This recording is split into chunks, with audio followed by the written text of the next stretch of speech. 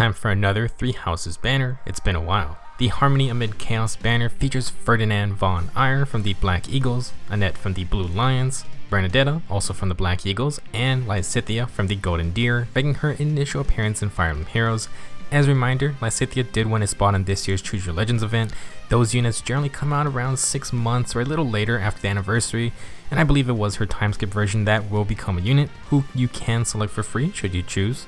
Speaking of free units, Altino was our winner of the A Hero Rises event. I believe she'll be distributed in less than a week's time. Moving on, we have a lot to talk about for each of these units, including their stats, skills, weapons, and playstyles. Important to know that Ferdinand is the 4-star focus unit of this banner. That means you can get him at 4-star and 5-star rarity. If you get him at 4-star rarity, your pity rate will not reset. After the banner ends, he's going to get moved into the 3 to 4-star pool, so you'll probably see him eventually at some point. Ferdinand is a Lance Cavalier. Absolute tragedy that he does not say his famous line, well, his name, in English, even though he does say it in Japanese. I don't know if they recorded these lines before Three Houses came out, but I think it's still pretty obvious that Ferdy announcing himself should have been a voice line in Fate. I feel like someone dropped the ball on that one. Now in terms of stats, Ferdinand has 41 HP, 32 attack, 35 speed, 30 defense, and 24 resistance. Nothing really outstanding, but 35 speed is pretty good for a Cavalier, and Ferdy will be one of the faster Lance Cavs you can obtain at lower rarities. 32 attack is okay to pair with it if you want to build more offensive, and his defensive stats are actually not bad either. A lot of Lance Cavaliers don't have good resistance, so 24 res is pretty okay all things considered. His defense is a little low, but Ferdinand has a few ways to patch that right up. As our demoted 3 to 4-star unit, it's not surprising that Ferdinand doesn't come with the best base kit ever. Fortress Defense 3 is okay, but ultimately outclassed by Fortress Defense and Res 3. Vanguard Plus grants extra defense on the enemy phase, so Ferdinand can become tankier. It's a nice weapon for tank builds. He then comes with Reposition, which is one of my favorite skills. I don't think anyone would complain about another 3 to 4-star unit with Reposition fodder. Same as Wrath from the last banner, Ferdinand actually brings a brand new skill. This one is Rouse Speed and Defense 3. At the start of the turn, if unit is not adjacent to an ally, grants speed and defense plus 6 for 1 turn. This is a self-buffing skill that is great for fast physical damage tanks, and Ferdinand can fall into that category. He can get over 40 speed, and combined with the Vanguard Lance, he can get a ton of extra defense too. Rouse Speed and Defense 3 is locked to 5-star rarity on Ferdy, but this is a fantastic skill for a future 3 to 4-star unit. I'm pretty surprised to see them actually giving us new skills on these demoted units, but I'm not complaining. The 4-star focus rate plus 3 to 4-star demo combo seems to be one of the better additions to the game. Now for builds, Ferdinand von Aegir has a lot of options. He's a faster Cavalier, so you can build for speed, but Ferdy's defense and res is alright too, and he has enough points in everything to invest in whatever you want. Some other similar Lance Cavs like Oscar or Roderick have their own unique weapons, so Ferdy won't be super special, but that doesn't mean you can't have fun building him. For his base kit, the Vanguard Lance and Rouse Speed and Defense are pretty nice for a speedy physical damage tank build. You can keep Fortress Defense 3 if you want, but the loss in attack does kinda suck. Quick Riposte is an easy fit for Ferdinand if you don't plan to invest in tons of extra speed. It's still a good skill even on faster tanks. If you want to branch out, you can go for extra resistance with the Barrier Lance or Berkut's Lance. We got skills like Mirror Stance, Close Defense, or Warding Stance. If you really want to lean into the fast physical damage tank playstyle, Steady Posture 3 would be great, and you can get access to the Guard status. A low speed skill can also be a lot of fun if you want to replace Quick Riposte for something more fancy. Switching gears, if you want to go more offensive, then you can use a Slaying Lance, Harmonic Lance, Fire Sweep Lance, or a Brave Lance even. Ferdy has the speed to use things like Swift Sparrow or Attack at Speed solo, and Desperation with Brazens are fine as well. One thing I do want to mention is the potential of giving Ferdinand the Shell Lance Plus or the Lofty Blossoms Plus. Both of those are from limited time seasonal units. The Shell Lance grants plus 2 to all stats when initiating combat, and the Lofty Blossoms just has Swift Sparrow built in. The reason I bring these specific weapons up is that their original wielders are both available in the new Compiled Combat Manual's path. That's why I wanted to make a specific video on those paths, so take that as a little teaser for the next video. Back to Ferdinand, he's an okay Lance Cavalier, very middle of the road with a bit of focus on speed. Not going to be a game changer, but at the very least he's in the game and will be much easier to get compared to our next 3 characters. Next we got Annette, our hardworking Blue Lion. She's an Axe Infantry unit with 40 HP, 39 attack, 36 speed, 28 defense, and 30 resistance. Annette will tie Edelgard for high space attack for an Axe Infantry unit, and she will match her attack super boon. 36 speed is pretty good, and 30 resistance is also not bad at all. 28 defense is a little low, but not awful. Definitely seems like Annette is going to be geared more for offense, but as we will discuss, that's not her only option. For old skills, Annette comes with Rally Attack and Speed Plus to give an ally plus 6 attack and speed for 1 turn. Not surprising at all since Annette is the rally bot in 3 houses. To pair with that rally skill, she also has Defense and Res Ruse, which will activate when her rally is used or if an ally rallies Annette. When that happens, inflict -5 defense and res and the guard status on foes in cardinal directions of Annette and her ally. Ruse skills are very annoying since the user can sit in the very back and send debuffs across the whole map. This rally ruse combo is very important for Annette as a unit. Annette's weapon is Crusher, which is a hero's relic, and Annette can use it thanks to her crest of Dominic. Crusher is a 16 might axe that will give another +3 flat attack, so in total Annette will have 58 attack. Good lord. Annette is pretty much the standard mage for the Blue Lions, so why does she have an axe? Well, Crusher deals magic damage, and in Fae it calculates damage using the lore of the foe's defense or resistance, aka Crusher has full adaptive damage capabilities. I think Felicia is the only other unit with full adaptive damage, but Annette can actually starts off a ridiculously high base attack stat. Whoever is fighting Annette can't hide behind just pure defense. If the res stat also isn't good, then Annette gets a ton of extra damage. Now Crusher has another effect tied to it. If a rally assist is used by Annette, her target ally gets to move 1 extra space. That turn only, does not stack, and thank God it does not apply to ranged cavaliers. That being said, 4 movement melee cavaliers are now a thing, so yeah, that's fun. Unlike Legendary Azura, Annette can buff arm units plus melee cavs with extra movement, but obviously she's not a dancer.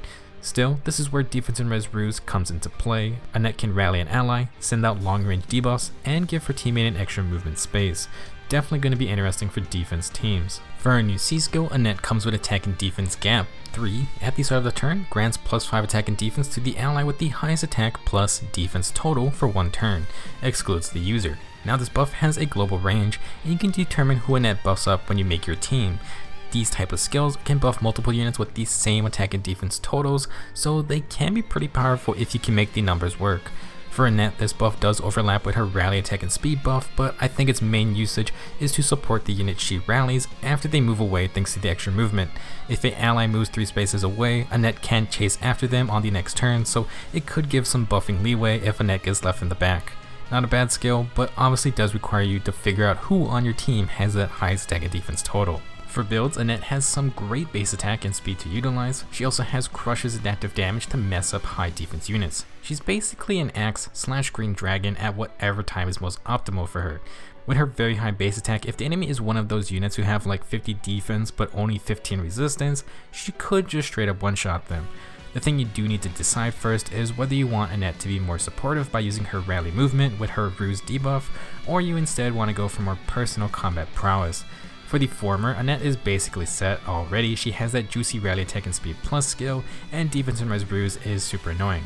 You can add on attack feint or speed feint as your sacred seal for even more debuffs, or you can instead go for a buff like defense tactic or distant guard.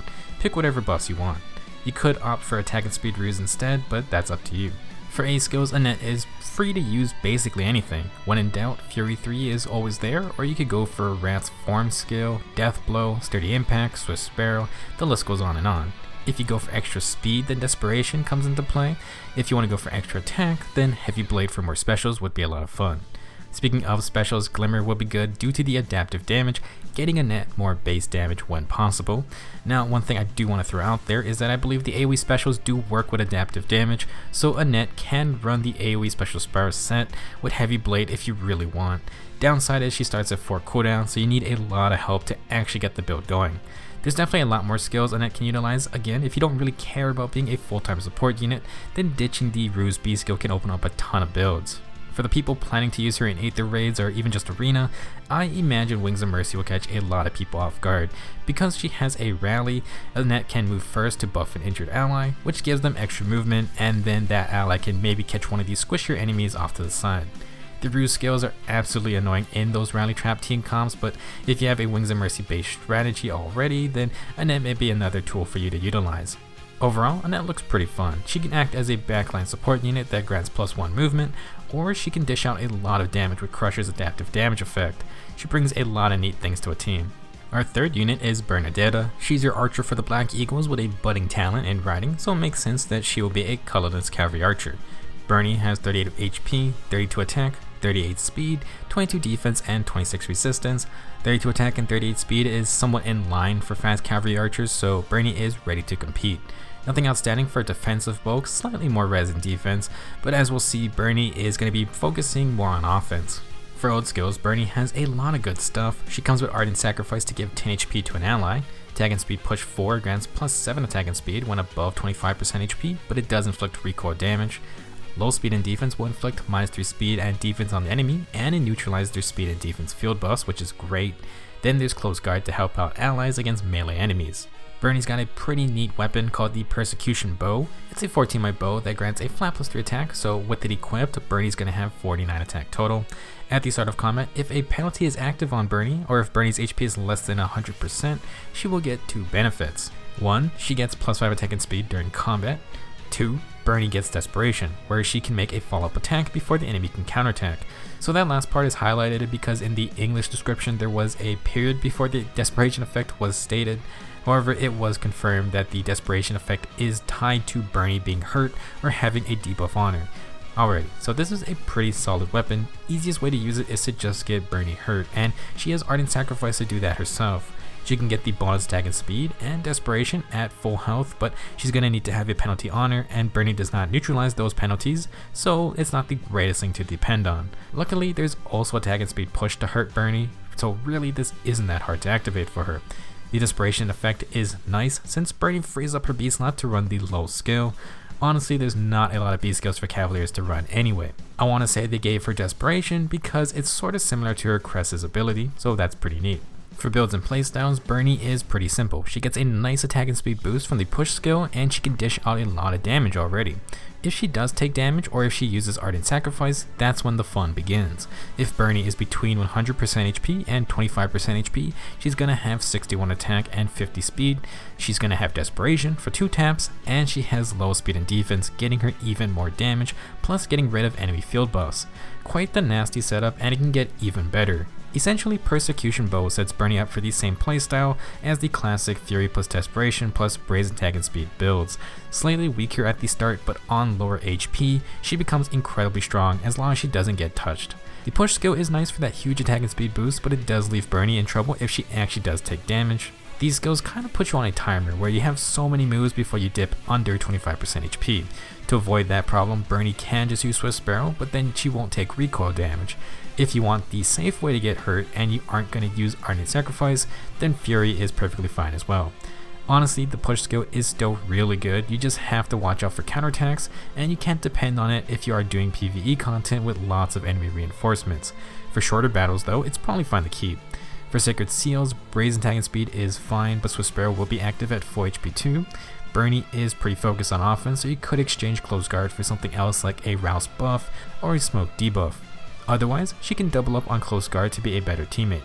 Overall, Bernie isn't introducing anything super complicated, just a good old Desperation Sweeper playstyle, and she gets to use a low skill as well. Pretty much ready to go out of the box, and for longer PvE maps, just exchange attack and speed push for Fury, Swift Sparrow, or a solo skill. Last up we have Lysithea. This mage from the Golden Deer rose to fame because she can absolutely destroy the Death Knight in 3 houses. He is quite the problem to deal with, but Lysithea could learn a spell called Dark Spikes that is effective against cavalry, so she could blow him up if you trained her enough. In Fae, Lysithea is a red infantry mage, and the Death Knight may think he's safe, but I wouldn't be so sure. Lysithea has 37 HP, 41 attack, 37 speed, 21 defense, and 24 resistance. She ties Kyria for highest base attack for a mage, and of course, she has an attack super boon. Unlike Kyria, Lysithea is also pretty fast. If you manage to survive her first attack, well, you better stop her there, otherwise it ain't gonna be good. For old skills, Lysithea has Moonbow, a perfectly fine skill for any general usage and good for cutting through super high res enemies. She also has Death Blow 3, which grants +8 attack when initiating. Should be pretty obvious where things are going. Lysithea also has Time's Pulse, which gives -1 special cooldown if her special is at the max cooldown count at the start of the turn. Already a very fun looking kit. While Dark Spikes is Lysithia's most well-known spell, her strongest spell that she learns last is Hades. It's got a lot of might, some crit, and a low hit rate.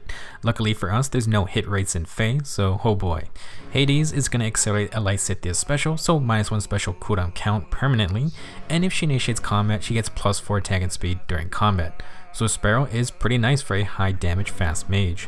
However, if Lysithia's special is ready, she gains another +6 attack. In total, that's a Slaying Tome with +10 attack and +4 speed potentially. To ensure Lysithia's special is ready, that's why she has Time's Pulse. Hades puts Moonbow on a 1 cooldown, and Time's Pulse is going to bring that down to 0, which means Lysithia has Moonbow ready at the start of every player phase. Unless the enemy has Mr. Nails and his Even Pulse tie skill, Lysithia is going to be ready to blow up some poor fool every turn. If you need specials ready, Special Spiral is an obvious choice as well, plus it can give Lysithia her special back immediately in the same turn, so that's good if you have a Dancer. We'll come back to this in a bit. To make matters worse for her enemy, Lysithia comes with low speed and res 3. Inflict -3 speed and resistance on the enemy during combat and neutralize their speed and res field buffs. More damage for Lysithia, and the enemy can't hide behind res buffs. We talked about how this is also a good skill for Owen's new Thunderhead Refine thanks to the extra speed debuffs too. Lysithia can definitely end people in one shot, but if they manage to live, she is also fast, so you can't just expect to only take one attack. Speaking of fast magic damage dealers, this lull is going to be the new hotness for all those ridiculously fast dragons out there. Imagine this skill on someone like Fallen Corn. Oh boy, you better bring a Falchion. Okay, so let's do some math. Lysithia starts with 41 base attack, you add Hades 14 might, plus it can give her +10 attack when her special is ready, which it will be thanks to Time's Pulse.